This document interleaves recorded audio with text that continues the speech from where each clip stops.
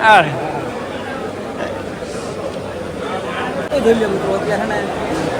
હાલો ભાઈ પાસેથી થોડીક માહિતી લઈ લઈ. હાલો રેડી.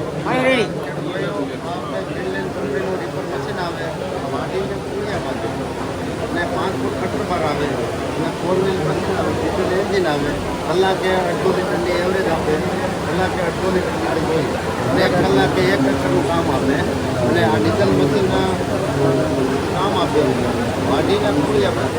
આપણે કઈ રીતે આની ગાંઠ મારે બધું આપણે તમને લાઈવ આગાવી જજો